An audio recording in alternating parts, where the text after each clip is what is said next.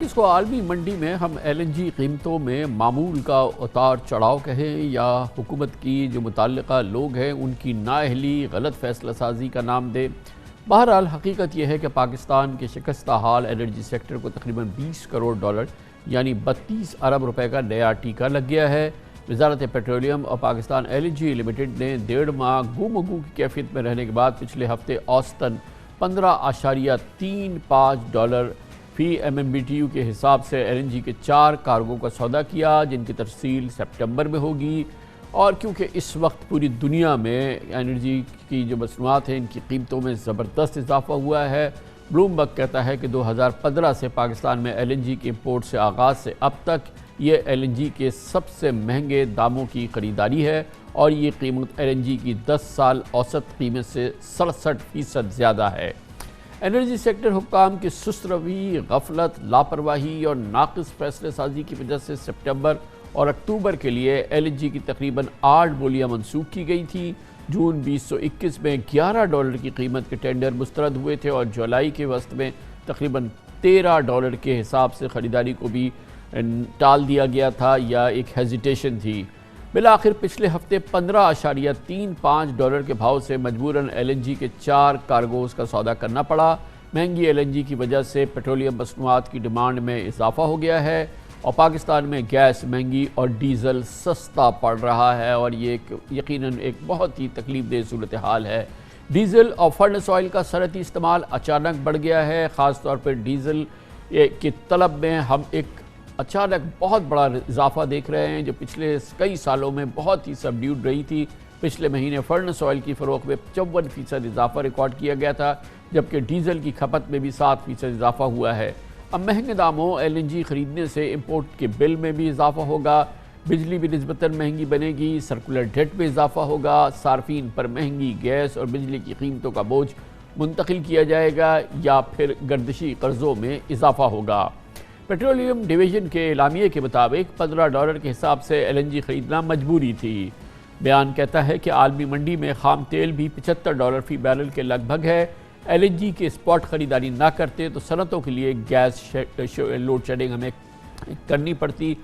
ये भी दिलचस्प बात है कि इस साल जनवरी में पाकिस्तान को ताख़ीर से स्पॉट ख़रीदारी में 38% सस्ती एलएनजी मिल गई थी और 3 कार्गोज़ पर 3 करोड़ डॉलर का फ़ायदा भी हुआ था, लेकिन इस दफ़ा गलत अंदाज़ों की वजह से तकरीबन 20 करोड़ डॉलर इजाफी देने पड़ेंगे।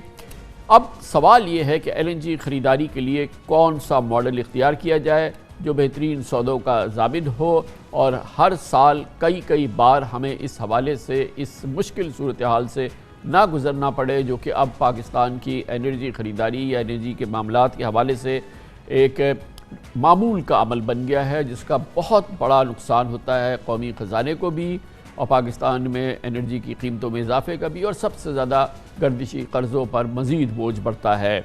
इस पर बात करते हैं और इन उमूर के एनर्जी उमूर के माहिर जनाब आबिद क़य्यूम सुलैनी हैं जो कि इस वक्त हमारे साथ मौजूद हैं, एग्जीक्यूटिव डायरेक्टर SGPI। बहुत बहुत शुक्रिया आबिद क़य्यूम सुलैनी साहब। आपने देखा हर चंद महीनों के बाद एक स्कैंडल किसी फ़ज़ा पैदा होती है, कभी होता है कि सस्ती नहीं ख़रीदी, कभी बहुत महंगी ख़रीद ली। यकीनन जो हमारी फ़ैसला साजी है या जो निज़ाम है इस हवाले से वो पिछले कई सालों से हम देख रहे हैं कि वो नाक़िस है और वो डिलीवर नहीं कर रहा है, इसमें शदीद मसाइल हैं। जी शुक्रिया। मेरा ख्याल है पहले तो थोड़ी सी बड़ी पिक्चर को देख लीजिए कि पाकिस्तान को तकरीबन 4000 MMCFD जो है ये डेली की रिक्वायरमेंट है गैस की, जिसमें से जो पाकिस्तान की अपनी है कोई 2800 MMCFD अपनी प्रोड्यूस होती है, 1200 जो है वो मंगवानी होती है, 2 टर्मिनल्स पे आती है जो कि 600 के आपके 2 टर्मिनल्स हैं। अब इसमें PSO मंगवाती है और PLL एक कंपनी है सरकारी, वो मंगवाती है।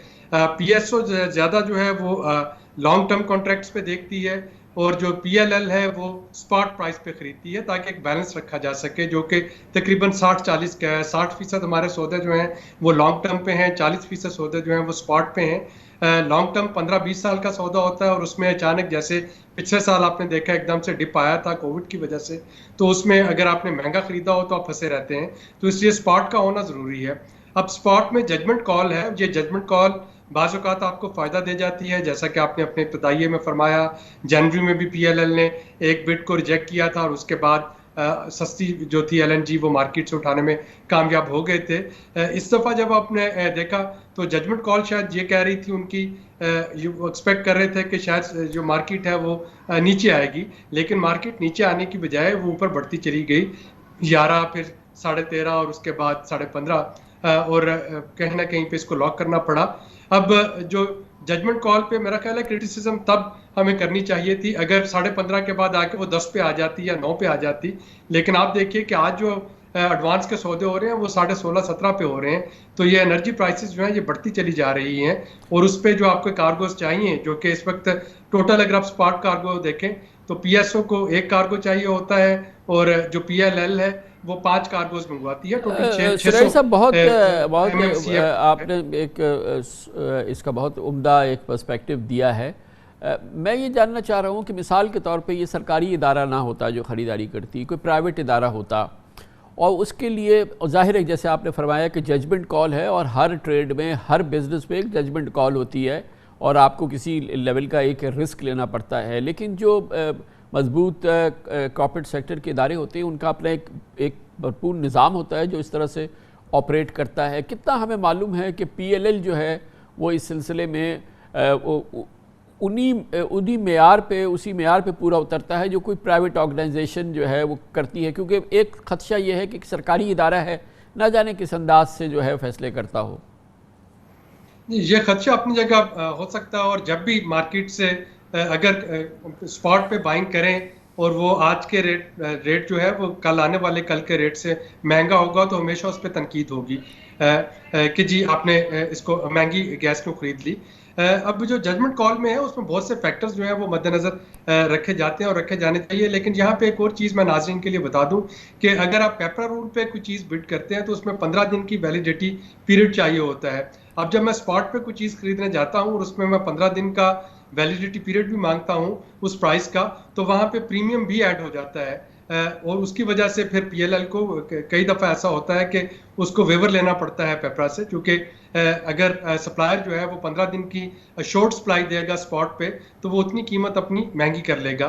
तो इस वक्त जो टेक्निकल साइड को अगर देखा जाए तो टेक्निकल साइड मेरा ख्याल है कि इतनी बुरी नहीं, अगर आप बहुत अच्छी नहीं उसको कहेंगे तो वो बहुत बुरी भी नहीं है। काफ़ी उसमें कॉम्पिटेंट लोग जो है वो मौजूद हैं जो कि देख रहे हैं। लेकिन again as I said it's a zigzag thing. ये ऐसी है जैसे अगर आप ईद पे बकरा लेने निकलते हैं और अगर आप यही सोचते रहे कि शायद अगली मंडी में सस्ता हो, तो ये एक जजमेंट कॉल होती है, वो महंगा भी ले सकते हैं आप और वो आपको सस्ता भी मिल सकता है। अच्छा, तो एग्जैक्टली यहाँ पे हो रहा है फैक्टर रहता है जैसे कि आपने जिक्र किया, और ये हुकूमत के हर टेंडर में, हर खरीदारी में, हर मसला, हर चीज़ पे हिंज करता है पेपरा रूल्स, और पेपरा रूल्स के हवाले से जो उसके नकाइस हैं वो बार बार उजागर होते हैं। फिर बहरहाल नैब का एक मामला होता है, और जो हुकूमती इस हवाले से सौदे होते हैं, ख़रीदारी और ये तमाम मामलात, वो लगता यह है कि इसकी वजह से बहुत बुरी तरह से मुतासर होते हैं। क्या ज़रूरत है इस बात की कि वो ऐसा निज़ाम तश्कील दिया जाए जिससे कि वो करप्शन के दरवाजे भी बंद रहें, मगर ये जो मसले हैं जैसे कि आपने फरमाया कि स्ट्रेट अवे अगर आप स्पॉट पे ख़रीद रहे हैं और कह 15 दिन बाद मैं लूँगा, तो वो तो ऑब्वियसली वो आपको वो दाम नहीं मिलेंगे जो कि आपको इस स्पॉट का मतलब तो स्पॉट होता है। जी, स्पॉट का मतलब तो स्पॉट है, और अगर आप ये कह के उनसे बिड मंगवाते हैं कि जी 15 दिन की वैलिडिटी होगी, तो जाहिर है कि वो फिर सप्लायर जो है वो अपना एक रिस्क प्रीमियम जो है वो उसमें रख रहा होगा। जाहिर है ट्रांसपेरेंसी पे कोई कंप्रोमाइज़ नहीं होना चाहिए, ओपन बिडिंग पे कोई कंप्रोमाइज़ नहीं होना चाहिए। और जो लिटमस टेस्ट है वो ये है कि आज जो चीज़ मैं खरीद रहा हूँ क्या वो मार्केट से, इंटरनेशनल मार्केट में उसके मुकाबले में वो सस्ती है या महंगी है। तो ये जो 15.5 वाली भी है, मैं तो इसको इस तनाजर में देख रहा हूँ कि अगर बाकी पूरी दुनिया में जो आपके 3-4 जो इंडेक्स हैं जिन पे प्राइस डिटर्मन होती है, अगर वो ऊपर की तरफ जा रही है गैस की प्राइस और हमने 15.5 में ले ली है, तो जाहिर है कि सौदा बुरा नहीं है। हाँ, अगर 15.5 के बाद चूंकि अब 16 पे आ गया, 16.5 पे आ गया, तो 15.5 को हम गनीमत जान रहे हैं। लेकिन अगर ये होता कि कीमत जो है वो गिर रही होती तो फिर जाहिर है ये कहा जाता कि 2 दिन और वेट कर लिया जाना चाहिए था। अगर 11, 13, 15 छोड़ा है तो शायद 10 पे मिल रहा होता। लेकिन जो एक चीज़ मैं बताना चाह रहा हूँ वो ये कि जनवरी से ये सिस्टम चेंज हो रहा है। जो कतर के साथ रीनेगोशिएशन हुई है लॉन्ग टर्म सप्लाई की, पहले आपको याद होगा कि वो 13.3 उसका परसेंट था ब्रेंट का, अब वो 10% पे आ गई है। तो वो जो लॉन्ग टर्म कतर से आपको जनवरी से सप्लाई मिल रही होगी, और उन्होंने नवंबर दिसंबर से भी वो सप्लाई देने पे आमादगी जाहिर कर दी है।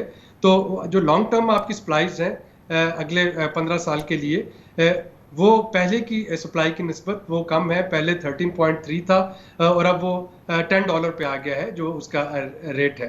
तो ये एक थोड़ी सी बेहतर बात है। लेकिन जब आप ओवरऑल देखते हैं 4000 MMCFD के तनाजर में आपकी जो टोटल स्पॉट आ रही है वो तो 5 कार्गोज आ रही हैं महीने की।